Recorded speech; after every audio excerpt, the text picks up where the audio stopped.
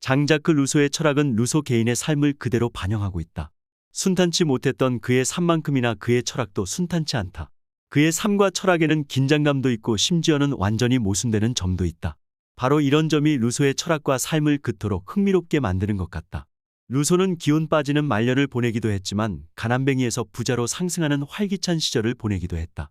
또한 루소가 자기 아이 5을 태어나자마자 바로 고아원으로 보냈다는 사실에 주목한다면 그를 방탕한 남봉꾼으로 볼 수도 있다. 다시 말하지만 루소의 철학은 이런 그의 삶을 그대로 반영하고 있으며 그의 삶만큼이나 열정적이다.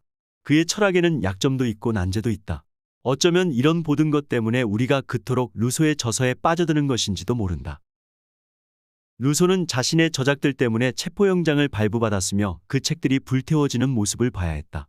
그러나 지금 루소의 시신은 파리의 팡테옹에 경건하게 묻혀있다. 루소의 사상은 인민주의 전체주의자와 자유주의자에 의해 거의 같은 정도로 채용됐고 하루가 다르게 의제가 급변하는 시대를 사는 후세대들도 모두 루소 안에서 참으로 생각되는 것을 찾아낸다. 이런 게 가능한 것은 거칠고 변덕스러운 루소 철학의 본질 때문일 것이다.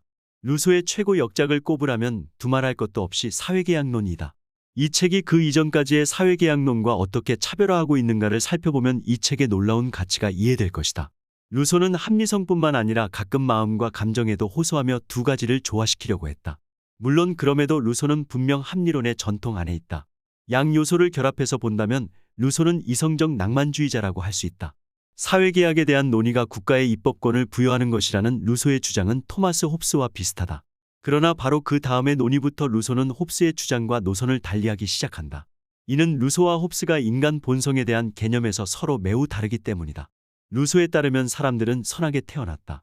그리고 어떤 의미에서는 사람들을 타락시키는 것이 바로 사회다. 루소의 요지를 잘못 해석할 염려가 있기 때문에 여기서는 조금 주의해야 한다. 초기에 발표한 논문에서 루소는 문명을 옹호하고 환영하는 것 같다. 그러나 1755년 출간된 인간 불평등 기원론에서는 모든 과학의 근원이 미심쩍다고 말한다. 예를 들어 천문학은 점성술이라는 미신의 뿌리를 두고 있고 수학은 큰 욕심 때문에 나왔다는 것이다. 통치받지 않는 인간은 순박하고 자유로우며 고귀하기까지 하다. 그러나 국가가 생기면서 이 세상의 타락과 불평등, 노예 제도가 탄생했다. 물론 이런 수사학적이고 과장된 논조는 사회계약론에서 가면 약간 진정되고 줄어든다. 그러나 본래의 인간, 자연 상태에 있는 인간은 홉스가 말하는 야만인과는 다르다는 견지는 유지된다. 또한 문명에는 사람을 타락시킬 수 있는 영향력이 존재한다는 주장도 계속된다. 그러나 루소의 성숙한 견해를 이해하려면 많은 단서가 필요하다. 그럼에도 루소에 대해 성급하게 가정하는 사람들이 많다. 루소가 우리에게 사회라는 비열한 치장을 벗어던지고 자연 상태로 돌아가라고 주장한다는 것이다. 이런 생각은 루소의 취지와는 완전히 다르다. 사회는 부패할 수 있다. 그러나 그렇게 되지 않아도 된다. 실은 루소는 문명화된 상호작용을 통해서만 본래의 사람이 더 나은 존재가 될 수 있다고 주장한다. 사람은 도덕관념이 없는 자기 보존의 삶을 도덕적인 삶, 더 고귀한 자유로 바꿀 수 있다. 단순히 힘으로 물건을 차지하는 게 아니라 법적인 자격을 가질 수 있다. 게다가 도덕적 자유도 얻을 수 있다. 즉 맹목적 욕구에 몸을 맡기지 않고 선택할 자유를 얻게 되는 것이다. 사회는 개인을 어리석은 유한의 동물, 대신 지성의 피조물인 사람이 되게 한다. 이런 말은 사회는 타락한다는 단순한 생각을 고수하는 사람에게서는 기대할 수 없는 것이다. 그럼에도 그의 책을 읽는 이들이 루소는 문명이 타락한다는 단순한 주장을 하고 있다고 오해하게 될 소지가 있는 것은 바로 루소가 사용하는 표현들 때문이다. 예를 들어 루소는 사람은 태어날 때는 자유롭지만 어디에 있든 사슬에 묶여 있다 며 화를 낸다. 이를 문명사회의 구속이나 타락으로 받아들여서는 안 된다. 이는 우리가 애초부터 자유를 가지고 있지만 그것을 포기하는 것 같다는 뜻이고 우리가 그렇게까지 될 필요가 없다는 뜻이다. 루소는 사회계약론을 지피라는 목적을 밝히면서 이런 바람을 피력한 바 있다. 나의 목적은 정치적인 사회에서 통치권의 정당하고도 확실한 원칙, 즉 인간을 있는 그대로 받아들이고 법을 이상적인 법의 모습이라고 여겨지는 그대로 생각하는 원칙이 존재할 수 있는지 살펴보는 것이다. 루소는 홉스나 로크와는 달리 가언적 철학에 몰두한다. 루소가 말하고자 하는 것은 우리의 국가를 합법화하는 것은 무엇인가가 아니라 합법적인 국가란 어떤 모습이어야 하는가이다. 특정한 인간 본성의 개념이 주어져 있다고 한다면 그렇다면 국가는 어때야 하는가? 혁명을 마음에 품고 있는 사람들이 루소의 생각에 그토록 매료되는 이유는 바로 루소의 철학이 가진 이런 가언적인 면이다. 루소의 사상 안에는 어떤 인간 본성 개념이 들어있을까? 사람이 본성적으로 선하다는 루소의 생각은 이미 알고 있지만 이는 사람에게 선할 수 있는 잠재성이 있다는 뜻이라고 이해하는 편이 좋을 것이다.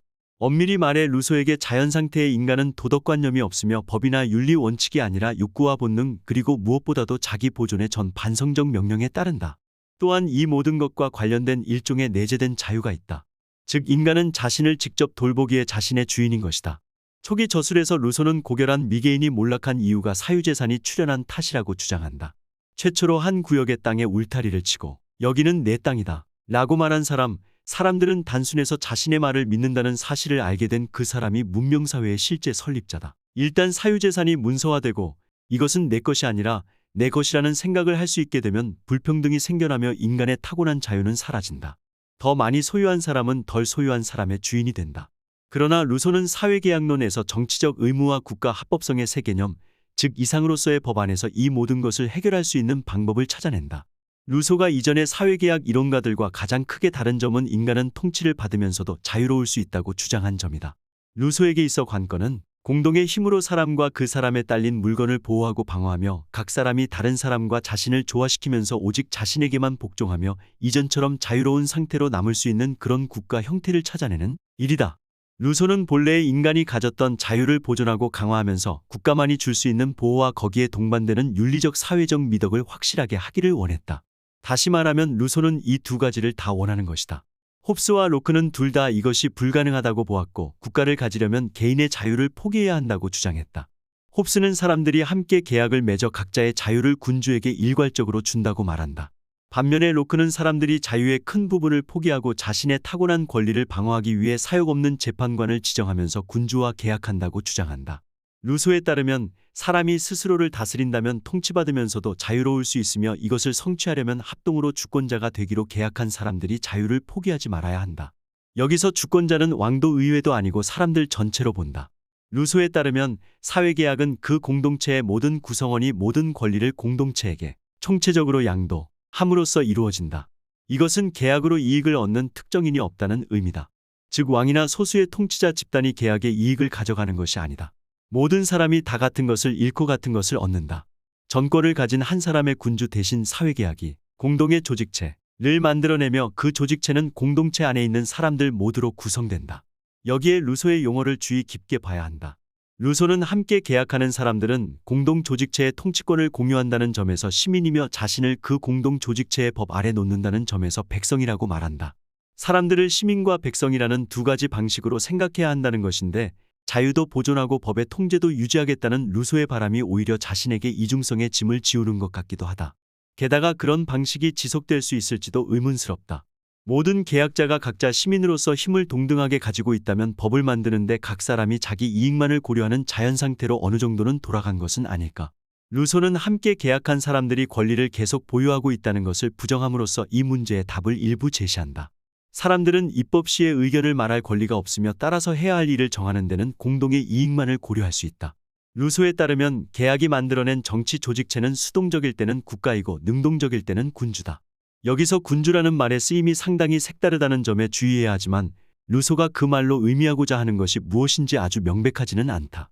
일단 왕이나 의회를 의미하는 것은 분명 아니며 우리가 말하는 행정부를 뜻하는 것도 아니다.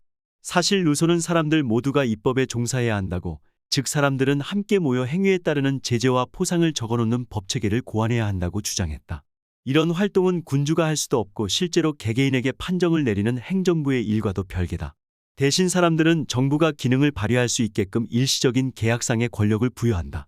주권이 정부의 일상적인 일, 최소한 행정부의 업무 안에 있지 않음은 분명하다. 루소는 주권이 백성의 이익에 반하는 이해관계를 절대 가질 수 없다고 말한다. 주권은 악의가 있을 수 없으며 공동의 이익 외에 어떤 다른 동기도 가질 수 없다. 또한 잘못된 정보를 가지지 않는 한 주권은 무엇이 공동의 이익인지 잘못 판단할 리가 없다. 더 나아가 주권은 백성들의 손안에서 영속한다. 그것은 왕이나 정부에게 양도될 수 없다. 주권은 순전히 주권 그 자체 덕분에 항상 이상적인 모습이다. 어떻게 이것이 가능한가? 주권이 사람들의 이익에 반하는 어떠한 이익도 가질 수 없다는 주장을 생각해보자. 사람들은 분명 매우 다양한 이익을 가진다. 개중에는 서로 다투거나 상충하는 이익도 많다. 그런데 주권이 사람들의 이익에 반하는 이익은 조금도 갖지 않는 게 가능할까? 주권의 이익이 최소한 몇몇 개인의 이익과는 상반될 수도 있지 않을까? 개인이 백성이라면 그의 이익은 주권의 이익과 상충할 수 있지만 개인이 시민인 한 그의 이익과 주권의 이익은 동일하다. 그 이유는 루소에 따르면 주권은 일반이지의 표현이기 때문이다. 어쨌든 일반이지는 집단 의사 결정을 통해 생길 것이다.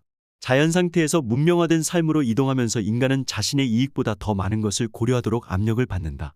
그런데 사회계약은 정부라는 존재를 만들어낼 뿐 아니라 인류를 야만인에게 윤리적이며 사고하는 시민 정신을 가진 사람들로 변형시킨다는 점을 상기해보자.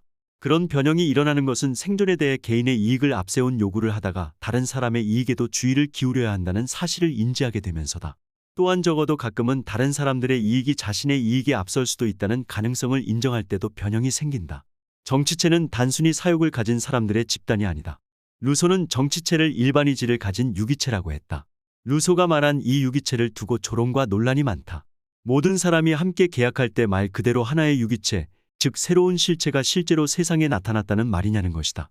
이 피조물이 무엇을 하고 있는지, 잠은 어디에서 자는지 등등을 비꼬는 사람도 있다. 그 존재가 무엇을 의도하는지 밝혀내는 것은 우리의 능력 밖의 일이다. 루소가 말한 하나의 유기체는 단지 문학적 장치라고 하는 사람도 있다. 루소가 말하고자 하는 바는 의지 같은 것이 정치체를 운영하는 중에 드러날 수 있다는 것이다.